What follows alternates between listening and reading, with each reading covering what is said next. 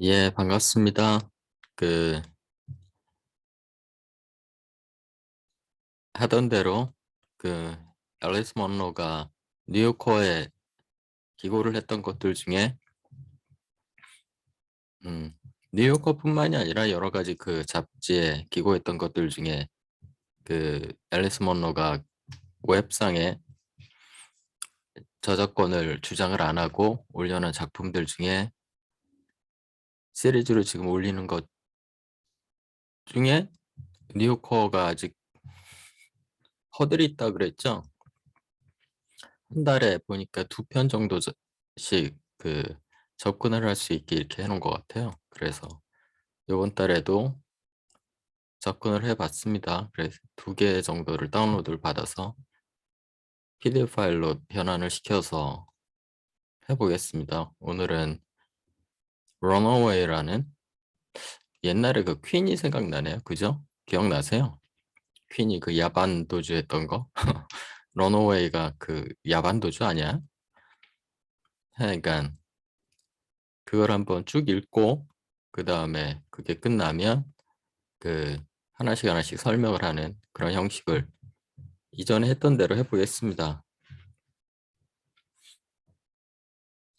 The New Yorker Runaway by Alice Munro, August 3rd, 2003.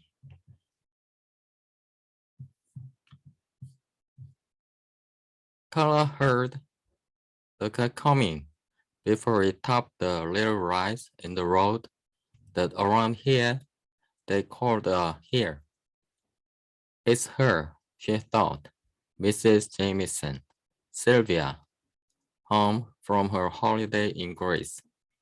From the barn door, but far enough inside that she could not easily be seen. She watched the road where Mrs. Jamieson would have to drive by, her place being half a mile farther along than Clark and Carla's. If it was somebody coming to see them, the car would be slowing down by now. But still, Carlos hoped, let it not be her. It was. Mrs. Jamieson turned her head once, quickly. She had all she could do to maneuver her car through the ruts and puddles the rain had made in the gravel. But she didn't lift the hand off the wheel to wave. She didn't spot Carla.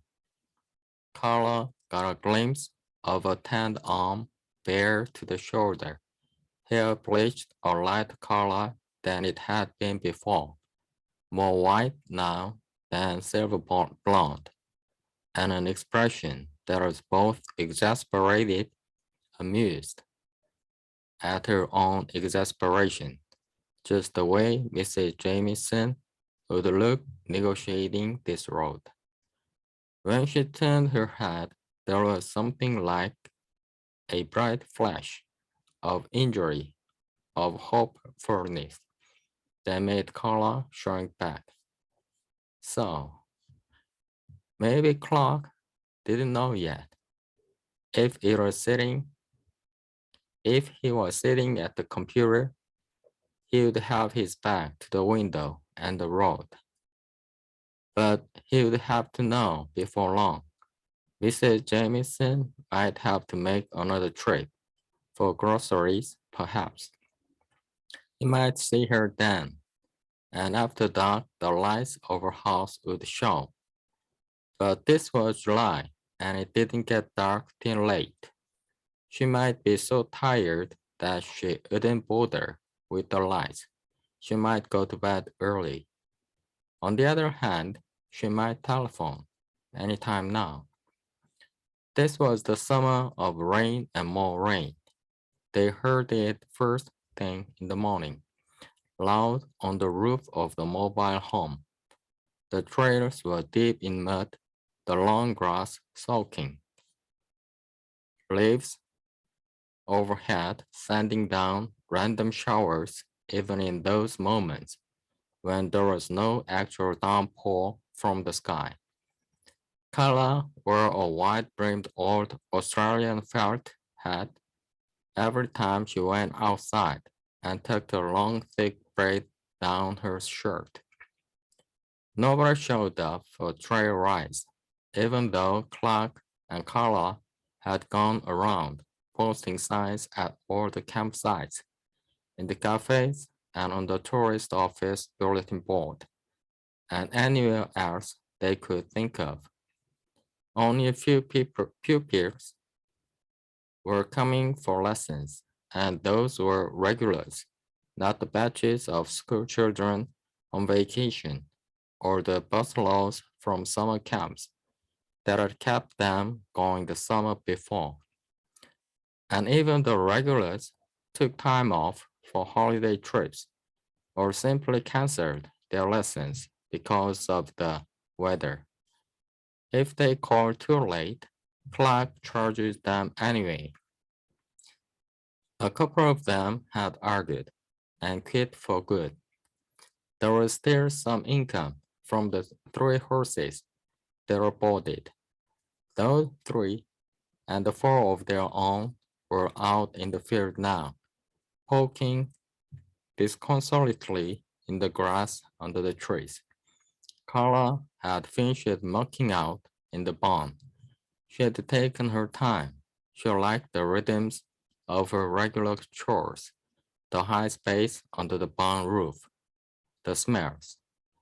Now she went over to the exercise ring to see how dry the ground was, in case the 5 o'clock pupil did show up. Most of the steady showers had not been particularly heavy, but last week there had come a sudden storm and then a blast through the treetops and a nearly horizontal blinding rain.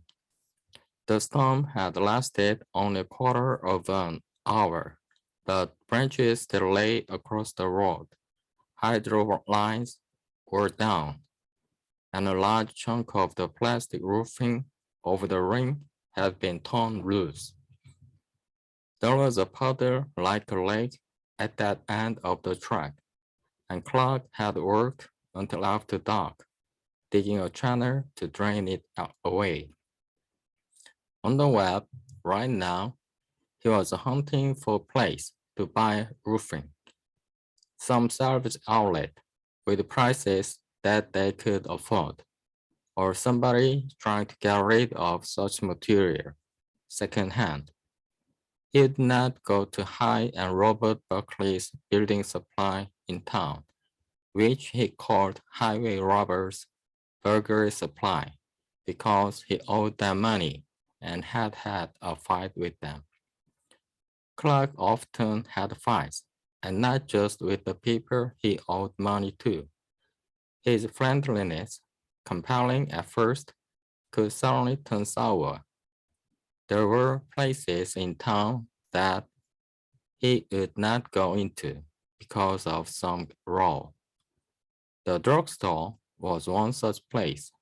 An old woman had pushed it in front of him.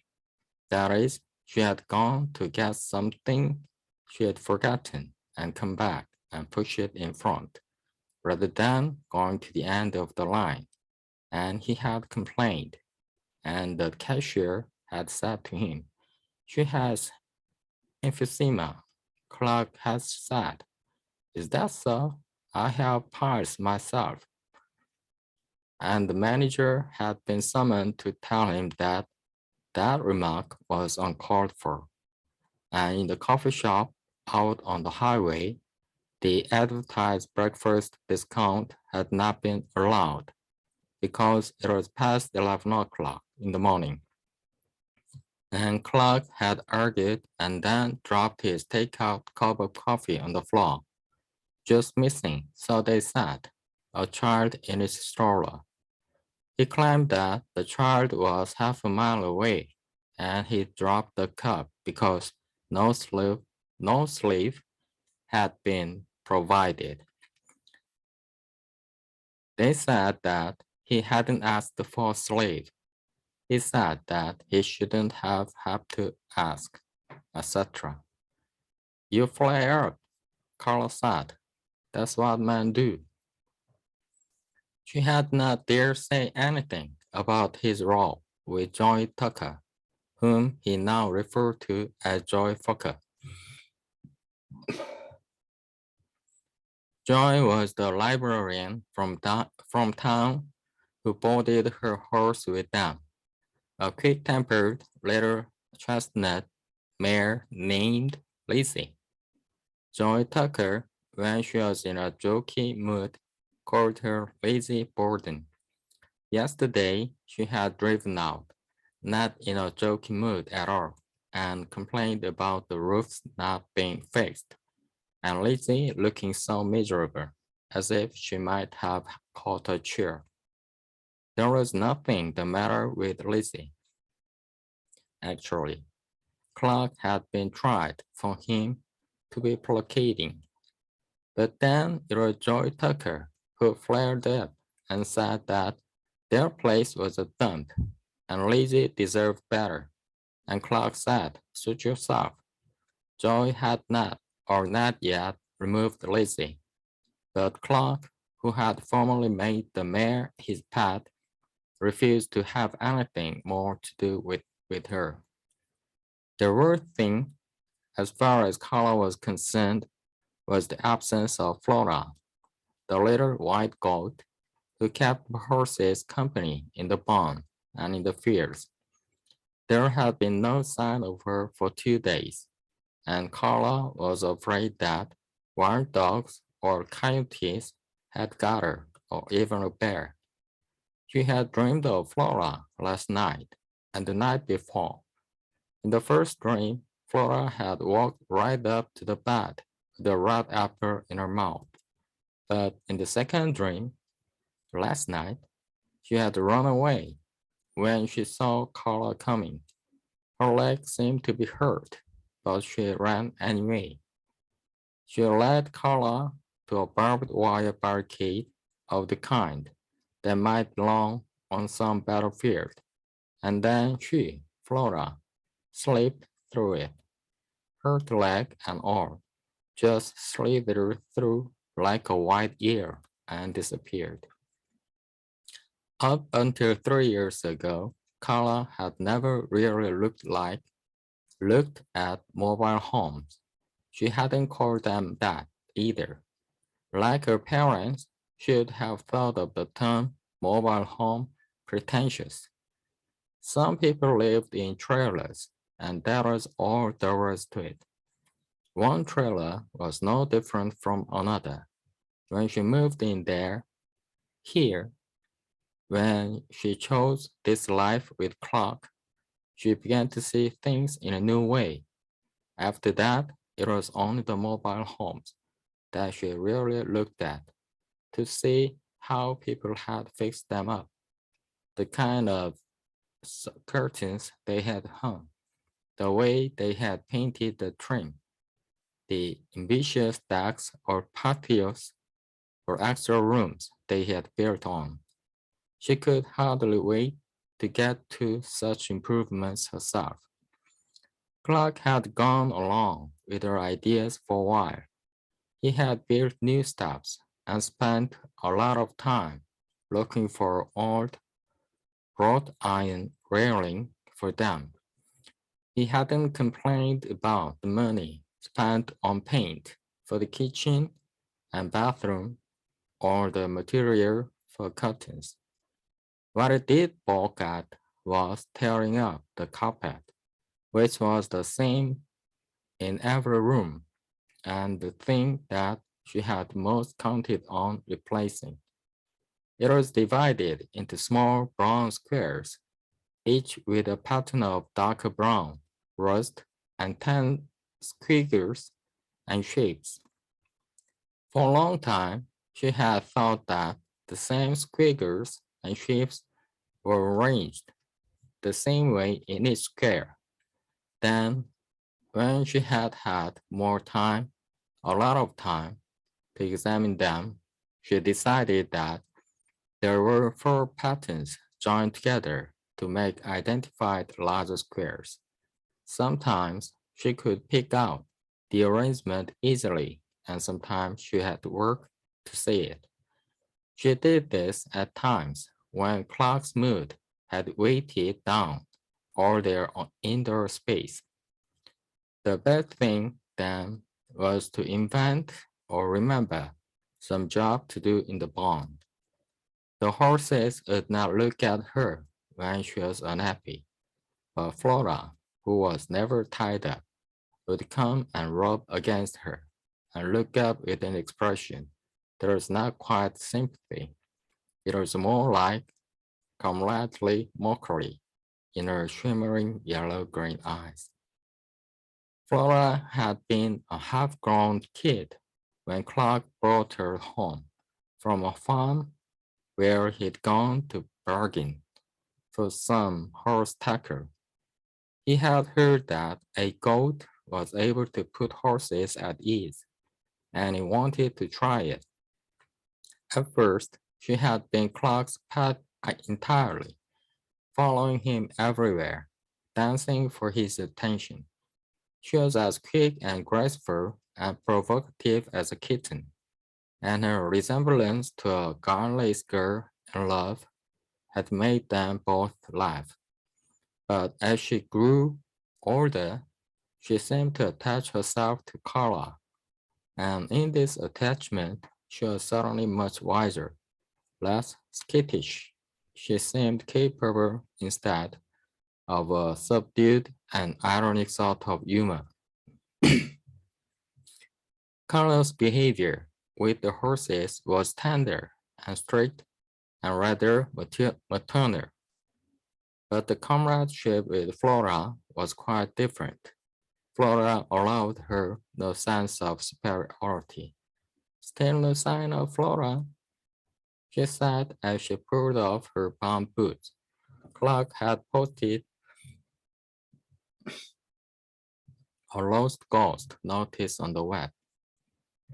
Not so far, he said, in a preoccupied but not unfriendly voice. He suggested, not for the first time, that Flora might have just gone off to find herself a Billy. No word about Mrs. Jamieson. Carla put the kettle on. Clark was humming to himself, as he often did when he sat in front of the computer. Sometimes he talked back to it. Bullshit, he might say, replying to some challenge. He laughed occasionally, but rarely remembered what the joke was when he asked him afterward. Carla called, "Do you want tea?" And to her surprise, he got up and came into the kitchen. "So," he said, "so, Carla, what?" "So," she phoned. "Who?" "Her Majesty, Queen Sylvia. She just got back. I didn't hear the call. I didn't ask you if you did. So, what did she phone for?"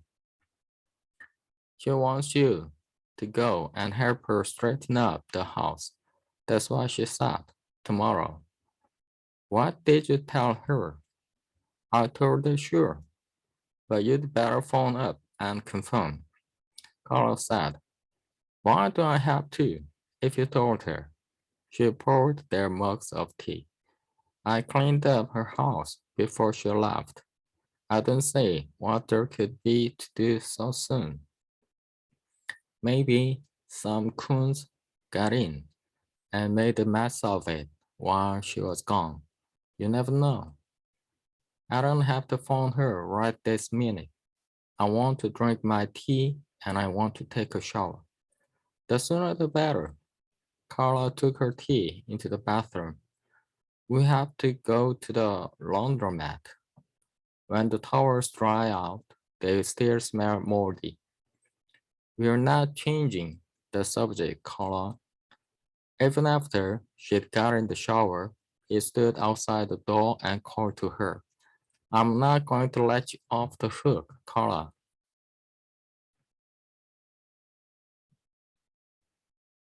She thought he might still be standing there when she came out, but he was back at the computer. She dressed as if she were going to town. She hoped that if they could get out of there, go to the laundromat, get a takeout at the cappuccino place, they might be able to talk in a different way. Some release might be possible. She ran into the living room with a brisk step and put her arms around him from behind. But as soon as she did that, a wave of grief swallowed her up. It must have been the heat of the shower, loosening her tears, and she bent over him, crumbling and crying. He took his hands off the keyboard, but sat still. Just don't be mad at me, she said. I'm not mad. I hate when you're like this, that's all. I'm like this because you're mad. Don't tell me what I am. You're choking me. Go and get control of yourself. Start supper. That was what she did. It was obvious by now that the 5 o'clock person wasn't coming. She got out the potatoes and started to peel them, but her tears did not stop. She wiped her face with a paper towel and tore off a fresh one to take with her and went out into the rain. She didn't go into the barn because it was too miserable in there without Flora. She walked along the lane back to the woods. The horses were in the other field. They came over to the fence to watch her, but all except Lizzie, who capered and snorted a bit, had the sense to understand that her attention was elsewhere. It had started when they read the obituary, Mr. Jamieson's obituary, in the city paper. Until the year before, they had known the Jamiesons only as neighbors who kept to themselves. She taught botany at the college 40 miles away, so she had to spend a good deal of her time on the road. He was a poet, but for a poet and for an old man, perhaps 20 years older than Mrs. Jamieson, he was rugged and active. He improved the drainage system on his place, cleaning out the culvert and lining it with rocks. He dug and planted and fenced a vegetable garden, cut paths through the woods, looked after repairs on the house. Not just the sort of repairs that almost any house owner could manage after a while, but those that involved plumbing, wiring, roofing too. When they read the obituary, Carla and Clark learned for the first time that Leon Jameson had been the recipient of a large prize 5 years before his death, a prize for poetry. Shortly afterward, Clark said, "We could have made him pay." Carla knew at once what he was talking about, but she took it as a joke. "That's too late now," she said. "You can't pay once you're dead." "You can't. She could. She's gone to Grace. She's not going to stay in Grace." She didn't know. Carla said more soberly. She didn't know. She didn't have anything to do with it. I didn't say she did. She doesn't have a clue about it. We could fix that. Carla said. No, no. Clark went on as if she hadn't spoken. We could say, we're going to sue. We're going to sue. People get money for stuff like that all the time.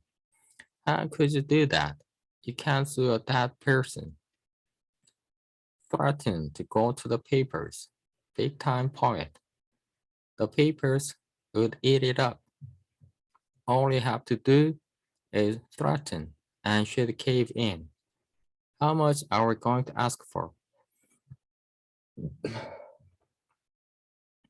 You're just fantasizing, Carla said. You're joking. No, actually, I'm not. Carla said that she didn't want to talk about it anymore. And he said, okay. But they talked about it the next day, and the next, and the next. He sometimes got notions like this, which were not practicable, which might even be illegal. He talked about them with growing excitement, and then she wasn't sure why he dropped them. If the rain had stopped, if this had turned into a normal summer, he might have let this idea go the way of the others. But what had happened, and during the last month, he had harped on about the scheme as if it were perfectly feasible. The question was how much money to ask for. Too little, and the woman might not take them seriously. She might think they were bluffing. Too much might get her back up and she might become stubborn. Carla had stopped pretending. She thought he was joking. Instead, she told him that it didn't work. She said that, for one thing, people expected poets to behave that way, so it wouldn't be worth paying out money to cover it up. How do you know? Clark said. He said that it would work if it was done right. Carla was to break down and tell Mrs. Jamieson the whole story. Then Clark would move in as if it had all been a surprise to him. He had just found out. He would be outraged. He would talk about telling the world. He would let Mrs. Jamieson be the one who first mentioned money. You're injured. You're molested and humiliated, and I was injured and humiliated because you're my wife. It's a question of respect. Over and over again, he talked to her in this way. She tried to deflect him, but he insisted. Promise, he said. Promise. All this was because of what she had told him, things she could not now retract or deny. Sometimes he gets interested in me. The old guy? Sometimes he calls me into the room when it's not there, when she's not there. When she has to go out shopping and the nurse isn't there either. A lucky inspiration of hers, one that instantly pleased him. So what do you do then? Do you go in and play shy? Sometimes he calls you into his room. So, Carla, so then I go in to see what he wants. So, what does he want? This was asked and told in whispers, even when there was nobody to hear, even when they were in the neverland of their bed. A bedtime story in which the details were important and had to be added to each time with convincing reluctance, shyness, giggles, dirty. And it was not only he who was eager and grateful, she was, too, eager to please and excite him, to excite herself, grateful every time that it still worked. And in one part of her mind, it was true. She saw the randy old man, the bump he made in the shit, bedridden, almost beyond speech, but proficient in sign language, indicating his desire, trying to nudge and finger her into complicity, into obliging stunts and intimacies. her refusal a necessity, but also perhaps, strangely, slightly disappointing to Clark. Now and then came an image that she had to hammer down lest it spoil everything. She'd think of the rear dim and shaded body, drugged and shrinking every day in its hospital bed, glimpsed only a few times when Mrs. Jamieson or the visiting nurse had neglected to close the door. She herself never actually coming closer to him than that. In fact, she had dreaded going to the Jamiesons, but she needed the money, and she felt sorry for Mrs. Jamieson, who seemed so haunted and bewildered, as if she were walking in a sleep. Once or twice, Carla had burst out and done something really silly just to loosen up the atmosphere. The kind of thing she did when clumsy and terrified riders were feeling humiliated. She used to try it, too, when Clark was stuck in his mess. It didn't work with him anymore. But the story about Mr. Jamieson had worked decisively. At the house, there was nothing for Sylvia to do except open the windows and think with an eagerness that dismayed, without really surprising her, of how soon she could see Carla. All the paraphernalia of illness had been removed. The room that had been Sylvia and her husband's bedroom, and then his death chamber, had been cleaned out and tidied up to look as if nothing had ever happened in it. Carla had helped with all that during the few frigid days between the crematorium and the departure for Greece. Every piece of clothing Leon had ever worn, and some things he hadn't, some gifts from his sisters that had never been taken out of their packages, had been piled in the back seat of the car and taken to the thrift shop. His pills, his shaving things, unopened cans of the fortified drink that had sustained him as long as anything could, cartons of the sesame seed snaps that had one at one time been his favorite snack, the plastic bottle full of lotion that had eased his back, the sheepskins on which he had lain. All of that was dumped into plastic bags to be hauled away as garbage, and Carla didn't question a thing. She never said, maybe somebody could use that, or pointed out that whole cartons of cans were unopened. When Sylvia said, I wish I hadn't taken the clothes to town. I wish I'd burned them all up in the incinerator. Carla showed no surprise. They cleaned the oven, scrubbed out the cupboards, wiped down the walls and the windows. One day, Sylvia sat in the living room, going through all the condolence letters she had received. There was no accumulation of papers and notebooks to be attended to, as you might have expected with a writer. No unfinished work or scribbled drafts. He had told her months before that he had pitched everything and no regrets.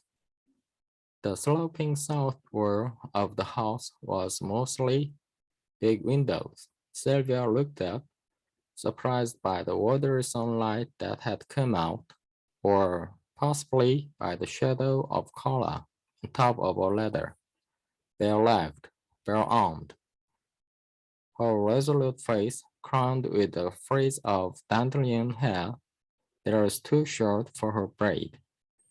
She was vigorously spraying and scrubbing the glass. When she saw Sylvia looking at her, she stopped and flung out her hands as if she were splayed there, splayed there, making a preposterous gargoyle-like face. They both began to laugh. Sylvia felt this laughter running through her like a sweet stream. She turned back to her letters and soon decided that all these kind, genuine, or perfunctory words, the tributes and the regrets, could go the way of the sheepskins and the crackers. When she heard Carla taking the letter down, heard boots on the deck, she was suddenly shy. She sat where she was with her head bowed as Carla came into the room and passed behind her on the way to the kitchen to put the pail and the paper towels back under the sink. She hardly halted. She was quick as a bird, but she managed to drop a kiss on Sylvia's bent head. Then she went on. She was whistling something to herself, perhaps had been whistling the whole time. That kiss had been in Sylvia's mind ever since. It meant nothing in particular. It meant cheer up or almost done. It meant that they were good friends who had got through a lot of depressing work together. Or maybe just that the sun had come out, that Carla was thinking of getting home to her horses. Nevertheless, Sylvia saw it as a bright blossom, its petals spreading inside her with a tumultuous heat, like a menopausal flash. Ever so often, there had been a special girl student in one of her classes, one whose cleverness and dedication and orchid egotism, or even genuine passion for the natural world reminded her of a young self. Such girls hung around her worshipfully, hoped for some sort of intimacy they could not, in most cases, imagine, and soon got on her nerves. Carla was nothing like them. If she resembled anybody in Sylvia's life, it would have to be certain girls she had known in high school, those who were bright but not too bright, easy athletes but not competitive, brilliant but not rambunctious, naturally happy. The day after Sylvia's return, she was speaking to Carla about Grace. Where I was, this little tiny village with my two old friends, well, it was the sort of place where the very occasional tourist bus would stop, as if it had got lost, and the tourists would get off and look around and they were absolutely bewildered because they weren't anywhere. There was nothing to buy. The large-limbed, unforgettable, dazzling girl was sitting there at last, in the room that had been filled with thoughts of her. She was faintly smiling, belatedly nodding. And at first, I was bewildered too. It was so hot. But it's true about the light. It's wonderful. And then I figured out what there was to do. There were just these few simple things, but they could fill the day. You walk half a mile down the road to buy some oil, and half a mile in the other direction to buy your bread or your wine. And that's the morning. Then you eat some lunch under the trees. And after lunch, it's too hot to do anything but close the shutters and lie on your bed and maybe read. Later on, you notice that the shadows are longer and you get up and go for a swim. Oh, she interrupted herself. Oh, I forgot. She jumped up and went to get the present she had bought, which in fact she had not forgotten about at all. She had not wanted to hand it to Carla right away. She had wanted the moment to come more naturally, and while she was speaking, she had thought ahead to the moment when she could mention the sea, going swimming, and then say, as she now said, swimming reminded me of this because it's a little replica.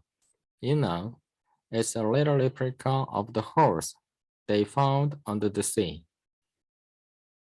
Cast in bronze, they dredged it up after all this time. It's supposed to be from the 2nd century BC. When Carla had come in and looked around for work to do, Sylvia had said, oh, just sit down a minute. I haven't had anybody to talk to since I got back, please. Carla had sat down on the edge of a chair, legs apart, hands between her legs, looking somehow desolate, as if reaching for some distant politeness. She had said, how was Grace? Now she was standing, with the tissue paper crumpled around the horse, which she had not fully unwrapped. It's said to represent a racehorse, Sylvia said, making that final spurt, the last effort in a race. The rider too, the boy, you can see that he is urging the horse on to the limit of his strength. She did not mention that the boy had made her think of Carla, and she could not now have said why. He was only 10 or 11 years old. Maybe the strength and grace of the arm that must have held the reins, or the wrinkles in his childish forehead, the absorption and the pure effort there. It was in some way like Carla cleaning the windows last spring. Her strong legs in her shorts, her broad shoulders, her big dedicated swipes at the glass, and then the way she had splayed herself out as a joke, inviting or even commanding Sylvia to laugh. You can see that, Carla said, conscientiously, now examining the little bronzy green statue. Thank you very much. You're welcome. Let's have coffee, shall we? I've just made some. The coffee in Grace was strong, a little stronger than I liked, but the bread was heavenly. Sit down another moment, please do. You should stop me going on and on this way. What about here? How has life been here? It's been raining most of the time. I can see that. I can see it has. Sylvia called from the kitchen and of the big room. Pouring the coffee, she decided that she would keep quiet about the other gift she had brought. It hadn't cost her anything. The horse had cost more than the girl could probably guess. It was only a beautiful small pinkish white stone that she had picked up on the road. This is for Carla, she had said to her friend Maggie, who was walking beside her. I know it's silly. I just want her to have a tiny piece of this land. Sylvia had already mentioned Carla to Maggie and to Soraya, her other friend there, telling them how the girl's presence had come to mean more and more to her, how an indescribable bond had seemed to grow up between them, and had consoled her in the awful month of last spring. It was just to see somebody so fresh and full of heart coming into the house. Maggie and Soraya had laughed in a kindly but annoying way. There's always a girl, Soraya said, with an indolent stretch of her heavy brown arms, and Maggie said, we all come to it sometime, a crush on a girl. Sylvia was obscurely angered by that dated word crush. Maybe it's because Leon and I never had children. She said, it's stupid, displaced maternal love. But the girl was not, today, anything like the Carla that Sylvia had been remembering. Not at all. The calm, bright spirit, the carefree and generous creature who had kept her company in Greece. She had been almost sullen about her gift, almost sullen as she reached out for a mug of coffee. There was one thing I thought you'd have liked a lot, Sylvia said energetically. The goats. They are quite small, even when they are full grown up. Some spotty and some white, and they were lapping around on the rocks just really like the spirit of the place. She laughed in an artificial way. She couldn't stop herself. I wouldn't be surprised if they'd had wreath on their horns. How is your little goat? I forgot her name. Carla said, Flora. She's gone. Gone? Did you sell her? She disappeared. We don't know where. Oh, I'm sorry. But isn't there a chance she'll turn up again? No answer. Sylvia looked directly at the girl, something that up to now she had not quite been able to do. She saw that her eyes were full of tears, her face blotched. In fact, it seemed grubby, and then she was bloated with distress. Carla didn't do anything to avoid Sylvia's look. She drew her lips tight over her teeth and shut her eyes and rocked back and forth as if in a soundless howl. And then, shockingly, she did howl and howled and wept and gulped for air, and tears ran down her cheeks and snot out of her nostrils, and she began to look around wildly for something to wipe with. Sylvia ran and got handfuls of Kleenex. Okay, let's take a break.